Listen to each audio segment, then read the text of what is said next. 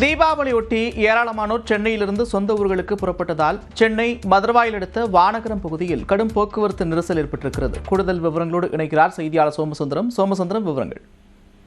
தற்போது தீபாவளி பண்டிகையொட்டி சென்னையில் இருந்து வெளியூர்களுக்கு, அதாவது சொந்த ஊர்களுக்கு பயணம் செய்வதால் வாகனங்கள் இந்த மதுரவாயல் டு வானகரம் சாலையில் தற்போது அணிவகுத்து நிற்கக்கூடிய காட்சியை தான் தற்போது பார்த்து வருகிறோம்.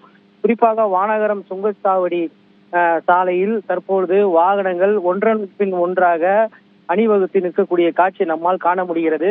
தீபாவளி பண்டிகையை ஒட்டி வெளியூர் பயணம் செல்லக்கூடிய வாகனங்கள் இந்த சாலையில் தற்போது அதிக அளவில் வந்து கொண்டிருப்பதால் இந்த போக்குவரத்து நெரிசலும் உண்டாகியுள்ளது.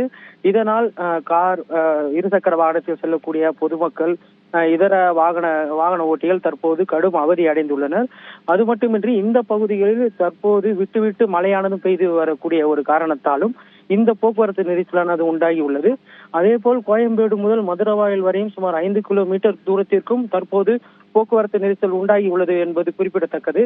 இதன் காரணமாக வாகன ஓட்டிகள், பொதுமக்கள் கடும் அவதி அடைந்துள்ளனர். ஒரு சிலர் மழையில் நனைந்து கொண்டே செல்லக்கூடிய காட்சி நம்மால் காண முடிகிறது. நன்றி சோமசுந்தரம், விவரங்களுக்கு.